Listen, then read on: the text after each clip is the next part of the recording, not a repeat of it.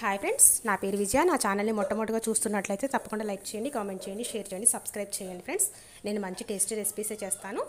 ఈరోజు కూడా ఒక మంచి ఫెస్టివల్ రెసిపీ ఫ్రెండ్స్, పూర్ణాలు. ఇది మీ అందరికీ తెలిసే ఉంటుంది, మనం రెగ్యులర్గా చేసుకునే ఉంటాం కదా. కాకపోతే ఒకవేళ మీరు ఇది రెగ్యులర్గా ఇలా చేసుకున్నట్లయితే దీనికి ఫీడ్బ్యాక్ ఇవ్వండి ఫ్రెండ్స్. ఒకవేళ ఇలా చేసుకున్నట్లయితే తప్పకుండా దీని చివరి వరకు చూసి మీరు నేర్చేసుకోండి. చాలా టేస్టీగా ఉంటాయి ఫ్రెండ్స్. ఇదిగో ఇలాగే మంచిగా మీకు కూడా వచ్చేస్తాయి. సేమ్ ఏ కన్సిస్టెన్సీతో మేము వాడామో అదే విధంగా మీరు చేసుకోండి ఫ్రెండ్స్. టెక్స్ట్ కూడా ఇచ్చాను, ఇలాగే మీరు తయారు చేసేసుకోండి. చివరి వరకు స్కిప్ చేయకుండా చూడండి ఫ్రెండ్స్, అప్పుడే మీకు అర్థమవుతుంది. ఇప్పుడు మనము మన ప్రొసీజర్లోకి వెళ్ళిపోదాం. ఫస్ట్ ఏం చేద్దామంటే, నైట్ ఏం చేద్దామంటే మినపప్పు నేను బియ్యాన్ని కలిపేసి రెండింటిని నానబెట్టేసుకున్నాము. మంచిగా శుభ్రంగా కడిగేసుకొని వాటర్ పోసుకొని. అయితే దీన్ని ఏం చేస్తారు, మీరు దీన్ని మంచిగా కడిగేసుకొని మంచిగా మూత పెట్టేసేసుకోండి. మార్నింగ్ కల్లా మంచిగా నానిపోతాయి. ఇదే రకంగా నానిపోయాయి కదా, తెల్లవారుజామున మంచిగా శుభ్రంగా కడిగేసేసుకొని ఒక మిక్సీ జార్ తీసేసుకొని మెత్తగా మిక్సీ పట్టేసేయండి ఫ్రెండ్స్. బ్యాటర్ చాలా మెత్తగా ఉంటేనే చాలా టేస్టీగా ఉంటుంది. ఇదే రకంగా మంచిగా మొత్తం పప్పునిను బియ్యాన్ని కలిపేసి మంచిగా మెత్తగా మిక్సీ పట్టేసేసుకోండి. ఇదిగో మన బ్యాటర్ తయారైపోయింది కదా, దీన్ని మూత పెట్టేసుకొని కొద్దిసేపు పక్కన పెడదాం. ఒక 10 నిమిషాలు అలా పక్కన పెట్టేసేయండి, ఎందుకంటే ఇలా మన స్టఫింగ్ తయారు చేసుకోవాలి కదా. ఇప్పుడు ఏం చేద్దామంటే ఫ్రెండ్స్, ఇక్కడ చిన్న బిట్ మిస్ అయిపోయింది, నేను ఎక్స్ప్లెయిన్ చేస్తాను ఫ్రెండ్స్. ఇదిగో పచ్చెనపప్పు ఫ్రెండ్స్, దీనిని ఒక అరగంట సేపు నానబెట్టేసి ఉడకపెట్టుకొని ఇలా కచ్చా పచ్చగా మిక్సీ పట్టేశాను ఫ్రెండ్స్. ఇదే ఆ పేస్ట్ పౌడరు. ఈ లోపల మనం ఏం చేద్దామంటే దీన్ని పక్కన పెట్టేసుకొని బెల్లాన్ని పాకం పట్టేసుకుందాం. ఇదిగో చూడండి, బెల్లాన్ని మంచిగా కరగదీసి వడగట్టుకుందాము. వడగట్టుకొని ఈ రకంగా మనకి మంచిగా నలకలు లేకుండా వచ్చేస్తుంది కదా, దీన్ని మంచిగా పాకం పట్టేసుకుందాం. అది ముద్ర పాకం కాదు ఫ్రెండ్స్, తీగ పాకం కాదు, మీడియం పాకం వచ్చే విధంగా చూడండి.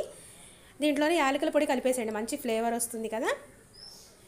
ముదురు మాత్రం రానివ్వకండి ఫ్రెండ్స్, నార్మల్గా మీడియం పాకం, అది అలాగే తీగ కూడా కాదు, మధ్యస్థంగా ఉండేటట్టుగా తీయండి.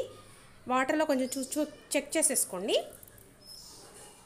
కొంచెం తీగ పాకం రాగానే వదిలేసేసేయండి, అది పాక మనకు వచ్చేసినట్టే. అప్పుడే మనకి బ్యాట్ థిక్నెస్ రావడం వల్ల ఏమవుతుందంటే టేస్ట్ సూపర్గా పెరుగుతుంది ఫ్రెండ్స్ మన స్టఫింగ్కి. మీరు స్టఫింగ్ అయినా తినేస్తారు, చిన్నపిల్లలు అయితే ఈజీగా తినేస్తారు. అదేవిధంగా కొంచెం ఆయిల్ కూడా ఇందులో యాడ్ చేసేయండి, మనకి మంచిగా మాయిశ్చర్ కన్సిస్టెన్సీ ఉంటుంది. ఈజీగా మనకి చేతికి అంటుకోకుండా మంచిగా వచ్చేస్తుంది అనమాట. ఇలా వేసేసుకొని మంచిగా కొంచెం తీగపాకం రాగానే దీన్ని తీసేసేయండి. దీంట్లో ఏం చేద్దామంటే మీడియంలో పెట్టేసేసుకొని తీగపాకం వచ్చింది తీగపాకం వచ్చి కొంచెం ముందుకు వెళ్ళామనుకున్న తర్వాత దీంట్లో మన పౌడర్ ఏదైతే ఉందో దాన్ని మిక్స్ చేసేసేయండి. ఏది పచ్చిశనగపప్పు పౌడర్ అనమాట.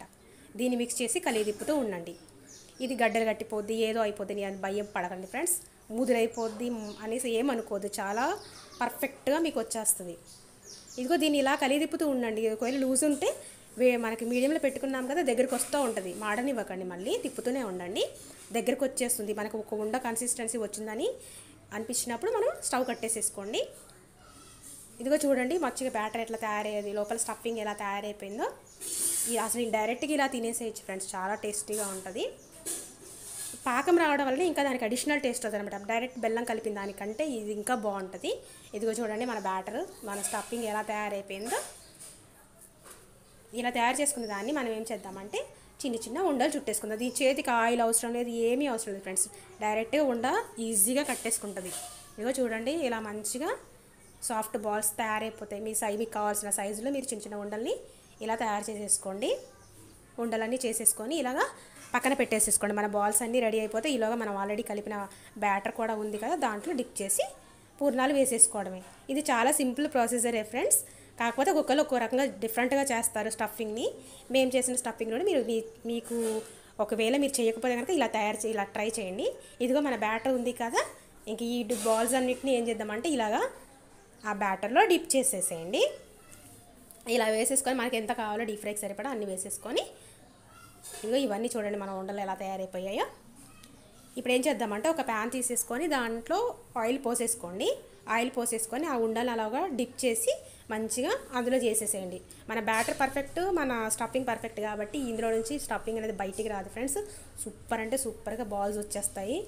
మంచిగా పూర్ణాలు అయితే అద్దిరిపోయాయి ఫ్రెండ్స్. మీరు చివరి వరకు చూసారు కదా, మీకు అర్థమయ్యే ఉంటుంది. చాలా బాగా వచ్చింది ఫ్రెండ్స్. ఏమైనా డౌట్స్ ఉంటే నన్ను కామెంట్ బాక్స్లో అడగండి, నేను తప్పకుండా చెప్తాను. అందరూ చేసే ప్రాసెస్ అయినా కూడా ఒకసారి మీరు ఇలా కూడా ట్రై చేయండి ఒకవేళ చేయకపోతే కనుక. ఇదిగో చూడండి మన బాల్స్ మీడియం ఫ్లేమ్లో పెట్టేసి మంచిగా బ్రౌన్ కలర్ వచ్చే వరకు వేపేసేయండి. చాలా సాఫ్ట్ ఉంది ఫ్రెండ్స్, బ్యాటర్ అయితే అది పొంది. మనం ఒక అరగంట సేపు అలా పక్కన పెట్టేసాం, 10 నిమిషాలు కానీ అరగంట కానీ ఎంతసేపు అయినా మీరు ఉంచండి చాలు, అంతకంటే మళ్ళీ ఎక్కువ ఉంచకండి.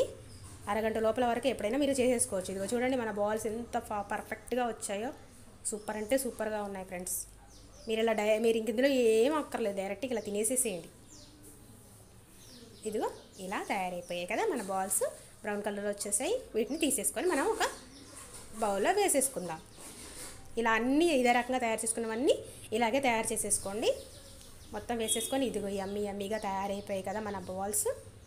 చూడండి ఒకసారి మన లోపల స్టఫింగ్ ఎలా ఉందో ఒకసారి చూపిస్తాను చూడండి. అసలు చేతికి కూడా మీకు అంటది ఫ్రెండ్స్, ఆయిల్ కూడా ఇది ఎక్కువ అబ్జర్వ్ చేయలేదు.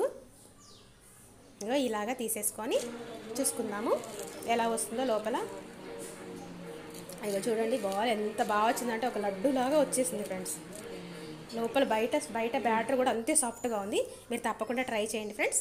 థ్యాంక్ యూ ఫ్రెండ్స్, నా వీడియోని చివరి వరకు వాచ్ చేసినందుకు థ్యాంక్ యూ.